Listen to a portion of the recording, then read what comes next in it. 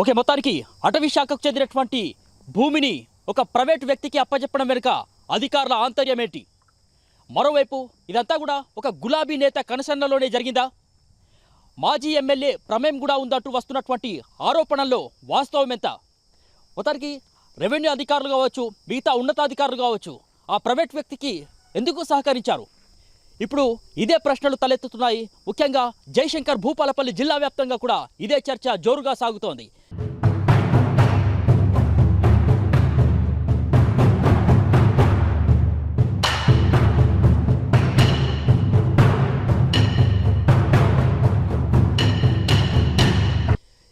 ఈ నెల 18వ తారీఖు నాడు ఏదైతే ఈ యొక్క కొంపెల్లి శివారులో ఉన్నటువంటి ఏదైతే 106 ఎకరాలకు సంబంధించినటువంటి భూమి అంతా కూడా అటవీ శాఖకే చెందుతుందంటూ భారతదేశ అత్యున్నత న్యాయస్థానమైనటువంటి సుప్రీంకోర్టు అటవీ శాఖకు అనుకూలంగా తీర్పు రావడంతో మరి గతంలో ఆ యొక్క ప్రైవేట్ వ్యక్తికి సహకరించినటువంటి అధికారుల గుండెల్లో మరి గుబులు మొదలైందని చెప్పుకోవచ్చు.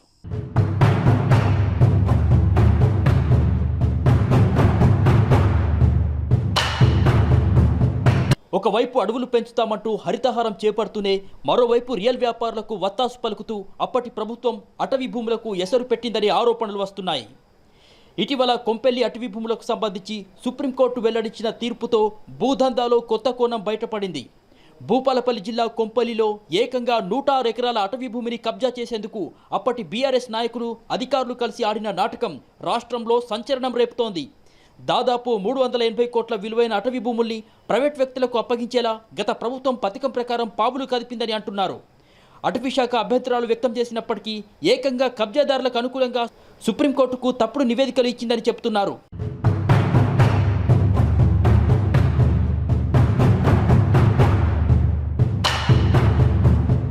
మొత్తానికి అటవీ శాఖకు అదేవిధంగా ఒక ప్రైవేట్ వ్యక్తికి సంబంధించి 40 ఏండ్ల వాదోపవాదనల తర్వాత సుప్రీంకోర్టు, దేశ అత్యున్నత న్యాయస్థానమైనటువంటి సుప్రీంకోర్టు అటవీ శాఖకే ఈ కొంపెల్లి శివారులోనే ఉన్నటువంటి ఈ భూమంతా కూడా 106 ఎకరాలటువంటి ఉన్నటువంటి భూమంతా కూడా అటవీ శాఖకే చెందుతుందని తీర్పు ఇవ్వడంతో 40 ఏండ్ల సుదీర్ఘమైనటువంటి మరి పోరాటానికి తెరపడిందని చెప్పుకోవచ్చు. అటవీ శాఖకి అనుకూలంగా తీర్పు రావడంతో ఇక ఈ కేసు గురించి కనుక మనం మాట్లాడుకుంటే దాదాపు జయశంకర్ జిల్లా కొంపెల్లి శివారులో ఉన్నటువంటి 106 ఎకరాల భూమి తనదే అని చెప్పేసి అబ్దుల్ కాసిం అనేటటువంటి వ్యక్తి 1994లోనే దాదాపు 20 ఏళ్ల కిందటనే వరంగల్ జిల్లా కోర్టును ఆశ్రయిస్తాడు.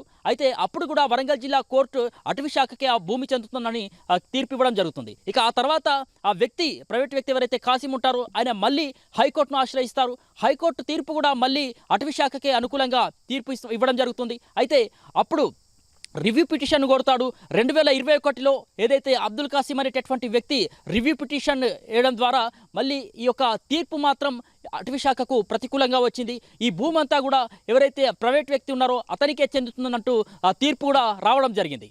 అయితే ఈ నేపథ్యంలోనే అటవీ శాఖ అధికారులు మళ్ళీ సుప్రీంకోర్టు ధర్మాసనాన్ని ఆశ్రయిస్తారు.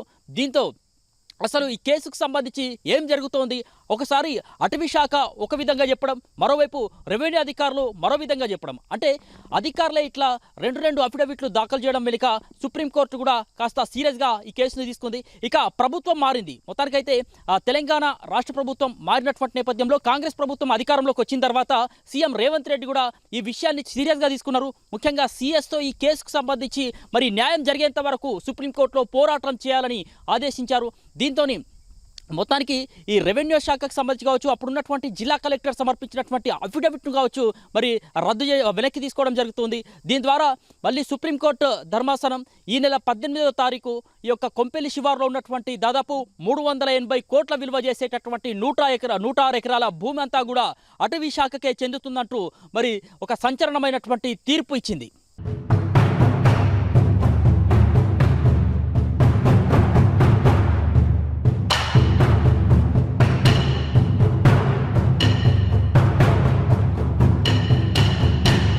ప్రైవేట్ వ్యక్తులకు అనుకూలంగా అఫిడవిట్లు దాఖలు చేసిన అధికారులపై చర్యలు తీసుకోవాలని సుప్రీంకోర్టు రాష్ట్ర ప్రభుత్వాన్ని ఆదేశించింది.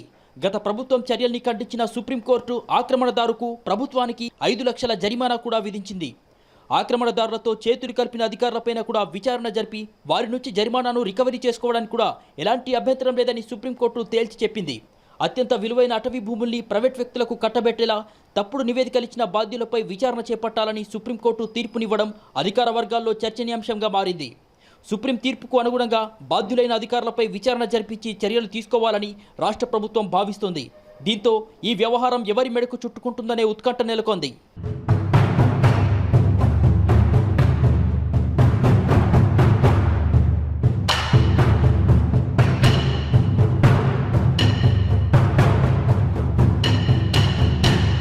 మొత్తానికి భూ కబ్జా కోర్లకు చెంపపెట్టులాగా సుప్రీంకోర్టు ధర్మాసనం ఇచ్చినటువంటి తీర్పుతో ఇప్పుడు ఆ ప్రైవేట్ వ్యక్తికి సహకరించినటువంటి వాళ్లకు, అదేవిధంగా అధికారులకు కావచ్చు, రెవెన్యూ అధికారుల పేరు కూడా ఇందులో వినిపిస్తూ ఉన్నది. ముఖ్యంగా ఒక ఐఏఎస్ అధికారి పేరు కూడా ఇక్కడ రావడం సంచలనంగా మారింది.